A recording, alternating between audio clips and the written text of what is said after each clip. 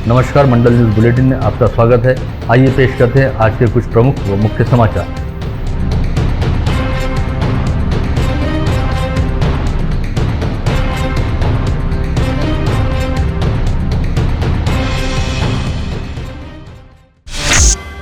जिले में गत रोज चहुं और झमाझम और मूसलाधार बारिश हुई। इस बारिश का विगत लंबे समय से पूरी बेसब्री के साथ इंतजार किया जा रहा था, लेकिन लंबे इंतजार के बाद हुई बारिश ने राहत पहुंचाने की बजाय आम लोगों की दिक्कतों को बढ़ा दिया और बड़े पैमाने पर नुकसान पहुंचाने के साथ साथ आम जनजीवन को अस्त व्यस्त कर दिया। गत रोज हुई बारिश की वजह से जिले के कुल 87 गाँव बुरी तरह से प्रभावित हुए, जिनमें भातकुली तहसील के 69, अचलपुर के 2, चांदुर बाजार के 9 तथा चिखलदरा तहसील के 1 गाँव का समावेश रहा। भातकुली तहसील अंतर्गत 2 लोगों की नाले में आई बाढ़ में बहकर डूब जाने की वजह से मौत हो गई और इस तहसील में 135 घरों का अंशतः व 10 घरों का पूर्णतः नुकसान हुआ। इसके अलावा अमरावती तहसील में 90, चांदुर बाजार में 24, अचलपुर में 2 तथा चिखलदरा तहसील में 1 घर का आंशिक नुकसान हुआ है। वहीं भातकुली तहसील में 646 हेक्टेयर क्षेत्र में खेतों की उपजाऊ मिट्टी बाढ़ के पानी में बह गई और 2267 कृषि क्षेत्र में 33% से अधिक फसलों का नुकसान हुआ है। इसके अलावा अमरावती तहसील क्षेत्र में 250 हेक्टेयर क्षेत्र में फसलों का 33% से अधिक नुकसान हुआ है। कुल मिलाकर रविवार को हुई बारिश जिले के लिए काफी मुसीबतों भरी रही। जिले के सभी तहसील एवं ग्रामीण क्षेत्रों में नदी नाले पूरे उफान पर रहे और जल जमाव वाली स्थिति देखी गई, जिससे आवाजाही प्रभावित हुई। वहीं बाढ़ का पानी लोगों के घरों व खेतों में घुस जाने की वजह से जीवनाशक वस्तुओं व फसलों की बड़े पैमाने पर बर्बादी हुई है। जिले में रविवार को हुई जबरदस्त बारिश की वजह से नुकसान को लेकर तत्काल पंचनामा करने के आदेश पालक मंत्री यशोमती ठाकुर द्वारा रविवार को ही जारी किए गए। इसके तहत उन्होंने कहा कि जिन इलाकों में बारिश की वजह से नुकसान हुआ है, वहां पर अधिकारियों द्वारा प्रत्यक्ष पहुंचकर पंचनामे किए जाने चाहिए और गाँव में किसानों के साथ संवाद साधते हुए पूरी जानकारी ली जानी चाहिए। पालक मंत्री यशोमती ठाकुर ने कहा कि एक भी किसान और नुकसान प्रभावित व्यक्ति सहायता से वंचित नहीं रहना चाहिए। जिले में गत रोज हुई बारिश की वजह से नदी नालों में बाढ़ आ गई थी और खारदले गांव से होकर बहने वाले नाले में आई बाढ़ में खारदले गांव के ही रहने वाले 2 लोग बह गए थे, जिनके शव सोमवार की सुबह अडन गांव से आगे पीढ़ी नदी में बरामद हुए हैं। रविवार की दोपहर 2 बजे के आसपास खारदले गांव निवासी प्रवीण गुर्देव व निरंजन गुर्दे नामक चचेरे भाई बाहर गाँव से अपने गाँव की ओर लौट रहे थे, तभी खारदले गाँव से बहने वाले नाले में आई बाढ़ में दोनों बह गए। यह जानकारी मिलते ही अमरावती की रेस्क्यू टीम दोनों युवकों को बचाने के लिए खारदले गाँव पहुंच गई थी, लेकिन अंधेरा हो जाने की वजह से रविवार की देर शाम तक इन दोनों का कहीं कोई पता नहीं चल पाया। वहीं इन दोनों युवकों के शव सोमवार की सुबह 9:30 बजे के आसपास बरामद किए गए। बीती रात शहर के चेतनदास बगीचा परिसर में एक पुराने और जीर्ण शीर्ण हो चुके मकान का स्लैब ढह गया। सौभाग्य से इस हादसे में कोई जनहानि नहीं हुई और परिवार के 5 लोगों को बचा लिया गया है। चेतनदास बगीचा परिसर में शहर की उप महापौर कुसुम साहू के घर से लगकर ही कमल घनश्याम साहू नामक व्यक्ति का निवास है और बीती रात 9 बजे के दौरान इनके मकान का स्लैब ढह गया। इस समय घर में कमल साहू सहित राधा साहू, ममता साहू, पीयूष साहू व निखिल साहू मौजूद थे। अचानक स्लैब गिरने की वजह से ये सभी लोग अपने कमरे में फंस गए और स्लैब के नीचे दब गए तथा मदद के लिए पुकारने लगे। घटना की जानकारी मिलते ही मनपा की रेस्क्यू टीम तुरंत मौके पर पहुंची। इस समय तक क्षेत्रवासियों द्वारा भी अपने स्तर पर राहत व बचाव कार्य का काम शुरू कर दिया गया था। पश्चात घर के भीतर फंसे सभी लोगों को सीढ़ी की सहायता से बाहर निकाला गया और सभी ने राहत की सांस ली। इस समय तक मौके पर काफी भीड़भाड़ जमा हो गई थी। कल मंगलवार 20 जुलाई को अमरावती महानगर पालिका की मासिक आम सभा होने जा रही है, जिसके काफी हंगामा खेज होने की पूरी संभावना है। इस बैठक में विपक्ष द्वारा आउटसोर्सिंग, ठेके और नवाते मल्टीप्लेक्स जैसे मसलों को उठाते हुए सत्ता पक्ष को जमकर घेरने का प्रयास किया जाएगा। साथ ही दमकल विभाग के वाहन चालक पद के टेंडर और रेस्क्यू वैन के मसले को लेकर भी इस आम सभा में काफी गहमागहमी रहने की संभावना है। इन सबके साथ ही शहर में महानगर पालिका की मिल्कियत वाले व्यावसायिक संकुलों के किराया करार नूतनीकरण व किराया वृद्धि के मामले को लेकर भी सत्ता पक्ष व विपक्ष के बीच अच्छी खासी तकरार देखने को मिल सकती है। विगत कुछ दिनों से महानगर पालिका में सत्ता पक्ष व विपक्ष के बीच नवाथे मल्टीप्लेक्स तथा आउटसोर्सिंग के ठेके को लेकर काफी हद तक टकराव वाली स्थिति चल रही है। राज्य शिक्षा मंडल द्वारा विगत शुक्रवार को कक्षा 10वीं का रिजल्ट घोषित किया गया। वहीं अब कक्षा 12वीं का परीक्षा परिणाम घोषित करने का नियोजन शुरू किया गया है, जिसके लिए सभी कनिष्ठ महाविद्यालयों में कक्षा 12वीं के विद्यार्थियों का मूल्यमापन किया जा रहा है, जिसके पूर्ण होने के बाद राज्य शिक्षा बोर्ड द्वारा 5 अगस्त तक कक्षा 12वीं के परीक्षा परिणामों की घोषणा कर दी जाएगी। विगत शैक्षणिक सत्र में बिना स्कूल व बिना परीक्षा के कक्षा 10वीं का परीक्षा परिणाम 100% रहा, लेकिन अब असली परीक्षा कक्षा 11वीं में प्रवेश हेतु ली जाने वाली CET के जरिए होगी। इस वर्ष परीक्षा परिणाम 100% रहने और सभी विद्यार्थियों के कक्षा 10वीं में उत्तीर्ण हो जाने की वजह से कक्षा 11वीं में प्रवेश हेतु जबरदस्त प्रतिस्पर्धा दिखाई देगी। ऐसे में शहरी क्षेत्रों में कनिष्ठ महाविद्यालयों में सीटें कम और विद्यार्थी अधिक रहने के चलते शहरी क्षेत्र के विद्यार्थी कक्षा 11वीं में प्रवेश हेतु ग्रामीण क्षेत्रों की ओर मुड़ेंगे, ऐसी पूरी संभावना है। शिवसेना नेता तथा आजाद हिंद गणेशोत्सव मंडल के कर्ता धर्ता रहे दिवंगत सोमेश्वर पुसदकर के स्मृति प्रीत्यर्थ समाज सेवा के क्षेत्र में उल्लेखनीय कार्य करने वाले व्यक्ति, सामाजिक संस्था व संगठन को सोमेश्वर पुसदकर स्मृति लोक गौरव पुरस्कार से सम्मानित करने का निर्णय लोक फाउंडेशन द्वारा लिया गया है। इसके तहत सोमेश्वर पुसदकर की पहली पुण्यतिथि के अवसर पर आगामी 2 अगस्त को पहले लोक गौरव पुरस्कार का वितरण किया जाएगा। इसमें प्रथम लोक गौरव पुरस्कार के लिए लोक फाउंडेशन द्वारा नानक रोटी ट्रस्ट का चयन किया गया है, जिसे आगामी 2 अगस्त को समारोह पूर्वक 1 लाख रुपए नगद, सम्मान पत्र व स्मृति चिन्ह प्रदान किया जाएगा। आगामी 2 अगस्त को हनुमान व्यायाम प्रसारक मंडल के ऑडिटोरियम में दोपहर 1 से 4 बजे के दौरान वरिष्ठ नेता व पूर्व विधायक बीटी देशमुख की अध्यक्षता में आयोजित कार्यक्रम में राज्य की महिला व बाल विकास मंत्री यशोमती ठाकुर, शालेय शिक्षा व जल संवर्धन मंत्री बच्चू कडू, नागपुर वनराई के विश्वस्त गिरीश गांधी तथा हनुमान व्यायाम प्रसारक मंडल के प्रधान सचिव पद्मश्री प्रभाकर राव वैद्य की प्रमुख उपस्थिति में नानक रोटी ट्रस्ट को सम्मानित किया जाएगा। जिले में गतरोज हुई बारिश के दौरान खारदले गांव में आई बाढ़ में 2 लोगों की नाले के बहाव में डूब जाने की वजह से मौत हो गई। पश्चात जिले की सांसद नवनीत राणा के निर्देश पर युवा स्वाभिमान पार्टी की ओर से जिलाधीश पवनीत कौर को तुरंत निवेदन सौंपकर गुर्दे परिवार को आर्थिक सहायता दिए जाने की मांग की गई, जिसे सकारात्मक प्रतिसाद देते हुए जिलाधीश पवनीत कौर ने 4 लाख रुपए की सहायता राशि को मंजूर करने का आदेश जारी किया। इसके अलावा युवा स्वाभिमान पार्टी की ओर से जिलाधीश पवनीत कौर के मार्फत राज्य के मुख्यमंत्री उद्धव ठाकरे के नाम भेजे गए ज्ञापन में कहा गया कि अमरावती जिले में गतरोज हुई मूसलाधार बारिश की वजह से कई खेतों में फसलों का जबरदस्त नुकसान हुआ है। साथ ही गांवों और घरों में बारिश का पानी जा घुसा। ऐसे में सभी गांवों में तुरंत ही बारिश की वजह से हुए नुकसान का पंचनामा करते हुए प्रभावितों को आर्थिक सहायता व नुकसान भरपाई दी जाए। स्थानीय गौरक्षण संस्था द्वारा जिला पालक मंत्री यशोमती ठाकुर तथा महानगरपालिका आयुक्त प्रशांत रोडे को सौंपे गए ज्ञापन में बताया गया कि गौरक्षण संस्था द्वारा संचालित व दस्तूर नगर स्थित गौ सदन में अमरावती मनपा व पुलिस महकमे द्वारा पकड़े जाने वाले गौवंश को भरण पोषण व संरक्षण के लिए रखा जाता है। ऐसे में गौ सदन में जानवरों के पेयजल व चारे के संग्रहण हेतु तमाम आवश्यक इंतजाम होने जरूरी है। इस हेतु प्रशासन एवं सरकार की ओर से आवश्यक सहायता प्रदान की जानी चाहिए। इसी तरह गौ सदन के पास खाली पड़ी ई क्लास सरकारी जमीन पर इन दिनों बड़े पैमाने पर अवैध अतिक्रमण हो चुका है और यहाँ पर साग सब्जी सहित मांस मटन की दुकानें लग गई हैं। इन दुकानों से निकलने वाला कचरा यहाँ रहने वाले जानवरों के लिए काफी घातक साबित हो सकता है। अतः इस जमीन को खाली करवाते हुए इसे वृक्षारोपण के लिए गौरक्षण संस्था के सुपुर्द किया जाए। गायों की अभी दवाई के लिए पैसा हमको बहुत खर्चा लगता है। डॉक्टर की व्यवस्था नहीं, तो अगर इनके पास दवाएं बहुत सारी आती हैं, इनको कोटा ही रहता, तो हमने कहा कि इनको दवाएं दिया जाए, डॉक्टर की व्यवस्था कर दिया जाए। जितना संभव होगा उतना करेंगे कॉर्पोरेट ऐसा। और पालक मंत्री भी इसके लिए जो निर्देश दिए हैं, पालक मंत्री की विजिट हुई थी 2 दिन पहले गौरक्षण संस्था में। उन्होंने कहा कि भाई तुमको 2 घंटे मैंने गौरक्षण संस्था में रुके थे, उनको स्वयं को कुछ डिफिकल्टी गई। उन्होंने बोले इमीडिएटली कॉर्पोरेट आयुक्त का फ़ोन लगाया उन्होंने और हमसे कहा कि तुम मंडे को 4 बजे उनसे मिल लीजिए, जो भी डिफिकल्टीज है। तो पालक मंत्री के भी हम आभार मानते हैं। रानी सती दादी जी के परम भक्त तथा सतीधाम के जरिए भक्ति गंगा को प्रभावित करने वाले आधुनिक भगीरथी व मुंबई निवासी मधुसूदन जी झुंझुनवाला का 19 जुलाई को मुंबई में निधन हो गया, जहां पर बेहद शोकाकुल वातावरण के बीच उनके पार्थिव पर अंतिम संस्कार किया गया। मधुसूदन जी झुंझुनवाला के अवसान की खबर प्राप्त होते ही रानी सती दादी जी के भक्त परिवार में शोक की लहर व्याप्त है और दादी परिवार द्वारा दिवंगत की दिव्यात्मा को सदगति व मोक्ष मिलने की प्रार्थना की जा रही है।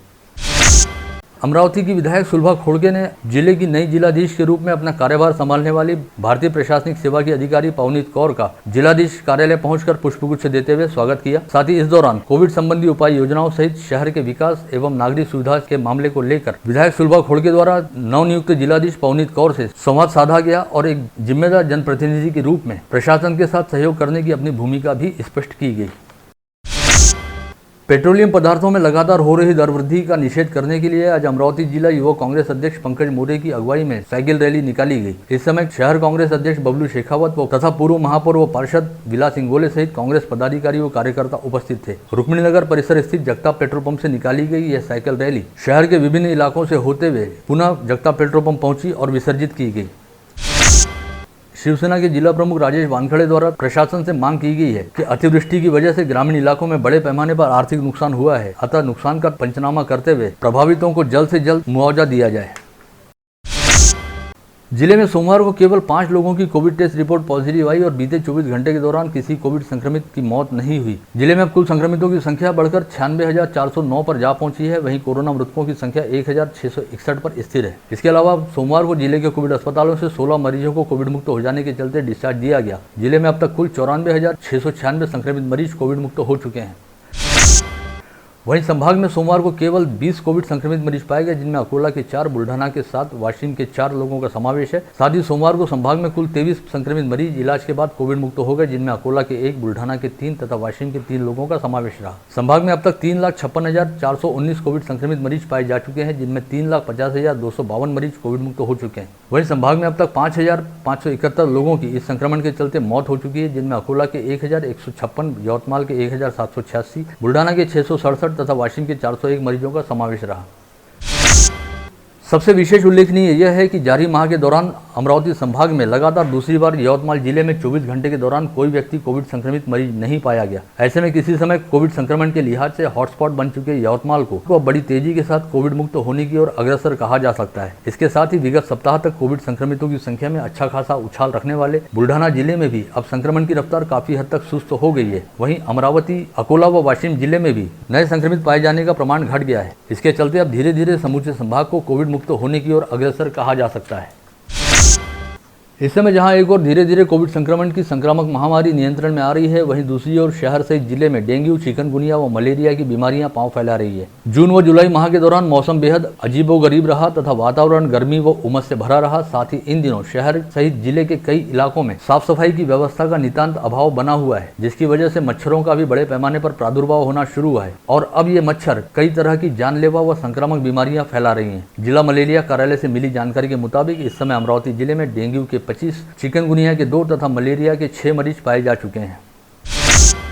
स्थानीय पुलिस आयुक्त कार्यालय के पीछे विगत 15-20 वर्षों से न्यू भीम शक्ति नगर नामक झोपड़पट्टी बसी हुई है, जहां पर रहने वालों को किसी भी तरह की सरकारी योजना का लाभ नहीं मिल पा रहा। ऐसे में इस झोपड़पट्टी को सरकारी नियमानुकूल व अधिकृत करते हुए क्षेत्रवासियों को सभी सरकारी सुविधाओं का लाभ प्रदान किया जाए, इस आशय की मांग का ज्ञापन प्रहार जनशक्ति पार्टी द्वारा मनपा आयुक्त प्रशांत रोड़े को सौंपे गए निवेदन में की गई। अपनी इस मांग को लेकर न्यू भीम शक्ति नगर वासियों ने प्रहार जनशक्ति पार्टी की अगुवाई में इरविन चौराहे से मनपा कार्यालय तक भव्य मोर्चा भी निकाला और मनपा मुख्यालय पहुंचकर अपनी मांगों का निवेदन निगमायुक्त रोड़े को दिया। उनको ना नल है, मनपा का नल है, ना मनपा के रोड है, ना मनपा की नालियां है और ये 2 साल में कोरोना के वजह से वहाँ पे कोरोना की बीमारी भी फैली है, लेकिन मनपा ने उस पर कोई भी आज दखल नहीं ली है। हमने आज मोर्चा धड़क महिलाओं का, भीम शक्ति नगर के सभी महिलाएं इस मोर्चे में हाजिर थी और पूरी प्रहार जनशक्ति पार्टी के कार्यकर्ता, अमरावती और शहर के और जिले के सब कार्यकर्ता इसमें हाजिर थे। आज हमने मनपा आयुक्त के साथ ये निवेदन पे एक मीटिंग अरेंजमेंट की है। मीटिंग में सब हमारे जो मुद्दे थे वो मुद्दों पे हमने विषय लिए, 2-3 हमारे अपंग बांधों का भी विषय था, एक साफ सफाई का भी विषय था। वो सब पे मनपा आयुक्त ने हमको सकारात्मक ये अंदेशा दिया। जिले के नांदगांव खंडेश्वर परिसर के ग्रामीण इलाकों में विगत 1 माह से बिजली की लुका छिपी का खेल चल रहा है, जिससे क्षेत्र के ग्रामीण नागरिक काफी हैरान परेशान हैं। अनेकों बार शिकायत दिए जाने के बावजूद महावितरण की ओर से की जा रही अनदेखी के चलते युवा सेना के जिला प्रमुख प्रकाश मारोटकर ने अपने कार्यकर्ताओं के साथ मिलकर सोमवार को विद्युत वितरण कार्यालय पर मोर्चा निकाला और उप कार्यकारी अभियंता के कार्यालय में सांप छोड़ो आंदोलन किया। यहाँ पर सांप छोड़े जाते ही अधिकारियों में काफी हद तक भगदड़ वाली स्थिति मच गई थी। भातकुली तहसील क्षेत्र में रविवार को हुई बारिश की वजह से बड़े पैमाने पर नुकसान हुआ है। ऐसे में जल्द से जल्द क्षेत्र में सर्वेक्षण करते हुए नुकसान का मुआवजा दिए जाने की मांग को लेकर ग्रामीण कांग्रेस कमेटी की ओर से तहसीलदार को निवेदन सौंपा गया। जिला महिला कांग्रेस कमेटी की ओर से जिलाधीश के माध्यम से मुख्यमंत्री उद्धव ठाकरे को भेजे गए निवेदन में अब शालाओं को कोविड प्रतिबंधात्मक नियमों का पालन करते हुए जल्द से जल्द शुरू किए जाने की मांग की गई। मनपा क्षेत्र के प्रभाग क्रमांक 3 अंतर्गत सुफियान नगर नंबर 1 में 2 हाई मास्ट लाइट व बिजली पोल पर लाइट लगाने की मांग को लेकर परिसर वासियों ने मनपा आयुक्त प्रशांत रोड़े को निवेदन सौंपा है। पेट्रोलियम दर वृद्धि के खिलाफ मुर्शिद तहसील कांग्रेस कमेटी के अध्यक्ष रमेश काले के नेतृत्व में तहसील कांग्रेस कमेटी एवं युवक कांग्रेस की ओर से साइकिल मार्च निकालने के साथ साथ केंद्र सरकार की प्रतीकात्मक अर्थी निकालकर अपना निषेध जताया गया। साथ ही तहसील में हस्ताक्षर अभियान भी चलाया गया। राष्ट्रीय मूल निवासी बहुजन कर्मचारी संघ की ओर से अपनी 14 सूत्रीय मांगों को सरकार के सामने रखते हुए सरकार की बहुजन विरोधी नीतियों का विरोध किया गया और बूंबा बूम आंदोलन किया गया। राष्ट्रवादी कांग्रेस पार्टी के मुर्शिद तहसील अध्यक्ष नरेंद्र उर्फ बंडू जिचकार द्वारा आरोप लगाया गया कि हिवरखेड़ राजस्व मंडल का स्वयंचालित हवामान केंद्र मंडल के मध्य में नहीं लगाने की वजह से संतरा उत्पादक किसान फल एवं फसल बीमा की मदद से वंचित हैं। इस कारण यह हवामान केंद्र मंडल के मध्य में लगाया जाना चाहिए। जन कल्याण सेवाभावी विकास संस्था द्वारा जिलाधीश को सौंपे गए निवेदन में कहा गया कि फ्रेजरपुरा प्रभाग क्रमांक 11 की हिंदी शाला नंबर 6 में कोविड टीकाकरण केंद्र शुरू किया जाए ताकि इस परिसर में रहने वाले अधिक से अधिक लोगों को उनके निवासी क्षेत्र के आसपास ही टीकाकरण की सुविधा उपलब्ध हो सके। MIDC इंडस्ट्रियल एसोसिएशन में स्वयं सिद्ध उद्योजकता विकास अभियान के मंच पर राजमुद्रा प्रोडक्ट्स का लॉन्चिंग MIDC इंडस्ट्रियल एसो के अध्यक्ष किरण पातुरकर के हाथों किया गया। इस समय एसोसिएशन के सभी पदाधिकारी बड़ी संख्या में उपस्थित थे और राजमुद्रा प्रोडक्ट्स की संचालिका वंदना देशमुख ने कहा कि इस समय उनकी उम्र 53 वर्ष है और इस आयु में उन्होंने उद्योग क्षेत्र में अपना कदम रखा है। राजमुद्रा प्रोडक्ट्स के रूप में अब अमरावती वासियों को अलग अलग प्रोडक्ट्स का लाभ मिलेगा। कुर्रा पुलिस स्टेशन अंतर्गत सिंदेवाड़ी गांव निवासी प्रकाश श्रीराम जाधव ने यहां पर बुलाई गई पत्रकार परिषद में कहा कि उन्हीं के गांव में रहने वाले मदन राठौड़, मनोहर राठौड़ तथा शरद राठौड़ द्वारा उन पर बार बार हमला करने का प्रयास किया जा रहा है। इन तीनों लोगों द्वारा उनकी मालकी के प्लॉट पर अतिक्रमण किया गया है, जिसकी शिकायत करने के बावजूद पुलिस एवं राजस्व महकमे द्वारा इस मामले की ओर कोई ध्यान नहीं दिया जा रहा। ऐसे में यदि प्रशासन द्वारा उन्हें न्याय नहीं दिलाया जाता तो वे आगामी 15 अगस्त को विभागीय आयुक्त कार्यालय के सामने परिवार सहित आत्मदाह कर लेंगे। आगामी समय में त्यौहार एवं उत्सव जैसे मौके पड़ रहे हैं। इस दौरान ST बसों से लोगों का आवागमन बढ़ेगा। यदि डिपो में मौजूद यात्रियों की भीड़ में कोई आतंकवादी शामिल हो जाए और यात्री अथवा किसी महामंडल के कर्मचारी को बंदी बना ले तो उसे बाहर सुरक्षित कैसे निकाला जाए, इसकी रिहर्सल करने हेतु आज अमरावती के मध्यवर्ती बस डिपो में करीब 50 मिनट तक शहर पुलिस द्वारा मॉक ड्रिल की गई। अचानक ही बड़ी संख्या में पुलिस का दल डिपो परिसर में घुस आने की वजह से कुछ देर तक यात्रियों में भागादौड़ी मची रही और जब आतंकवादियों को गिरफ्तार करने का मॉक ड्रिल शुरू हुआ तब काफी हद तक इस परिसर में हड़कंप मचा रहा। लेकिन जैसे ही पता चला कि यह मॉक ड्रिल है और पुलिस द्वारा प्रैक्टिस की जा रही, तब सभी लोगों ने राहत की सांस ली।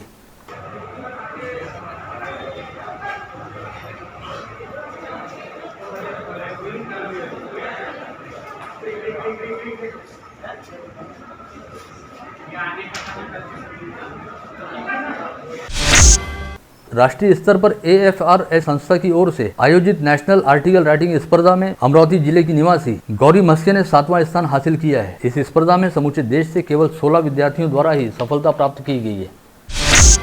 जिले की दरियापुर तहसील के सामदा काशीपुर गांव स्थित जलाशय के मध्य में नीम व इमली के पेड़ पर फंसे बंदरों के झुंड को जिला आपदा व्यवस्थापन की टीम द्वारा पूरी तरह से सुरक्षित बचा लिया गया है। 34 बंदरों का यह झुंड इस पेड़ पर विगत 12 जुलाई से फंसा हुआ था। हालांकि इस दौरान 2 बंदरों की सर्पदंश की वजह से मौत हो चुकी है। यवतमाल जिले की पांडरकौड़ा तहसील अंतर्गत दातपाड़ी गांव में बेटी होने से नाराज होकर मोनिका गणेश पवार नामक नवप्रसूता महिला की उसकी ननद कांता संजय राठौड़ ने ऑयल छिड़ककर जिंदा जलाते हुए हत्या कर दी। मोनिका नामक युवती का विवाह 6 वर्ष पूर्व दातपाड़ी गांव निवासी गणेश पवार के साथ हुआ था और यह दंपति राजी खुश तरीके से अपना वैवाहिक जीवन जी रहे थे। मोनिका पवार को इससे पहले एक बेटा हुआ था जो अब 5 वर्ष का हो चुका है। वहीं दूसरी संतान के रूप में मोनिका ने 12 दिन पहले एक बेटी को जन्म दिया था। वहीं गणेश पवार की बहन यानी मोनिका की ननद कांता राठौड़ का कुछ अर्सा पहले विवाह हो चुका था, लेकिन ससुराल में पटरी नहीं बैठने की वजह से कांता ने अपने पति से तलाक ले लिया और वह मायके आकर रहने लगी, जहां पर उसका अपनी भाभी मोनिका से हमेशा ही किसी न किसी बात को लेकर झगड़ा हुआ करता था और इसी झगड़े व गुस्से की वजह से यह जघन्य वारदात घटित हुई है। वरुड तहसील अंतर्गत छिंदुरजना घाट के मलकापुर परिसर में रहने वाली 32 वर्षीय विवाहित महिला मयूरी उर्फ वैशाली खुशहाल मदने की करंट लगने की वजह से मौत हो गई। मामले की जांच छिंदुरजना घाट पुलिस द्वारा की जा रही है। शहर के सिटी कोतवाली पुलिस स्टेशन अंतर्गत चित्रा चौक पर कल रविवार को रात 12 बजे के दौरान गौतम नगर परिसर निवासी 21 वर्षीय रोशन मनोहर गवई नामक युवक हाथ में चाकू लेकर दहशत मचाते देखा गया, जिसके पश्चात पुलिस ने आर्म्स एक्ट की धाराओं के तहत रोशन गवई के खिलाफ आपराधिक मामला दर्ज किया है। आप देख रहे थे मंडल न्यूज बुलेटिन। हमारे चैनल को लाइक करें, शेयर करें और हाँ, सब्सक्राइब करना ना भूलें। कल होगी आपसे फिर मुलाकात, तब तक के लिए धन्यवाद।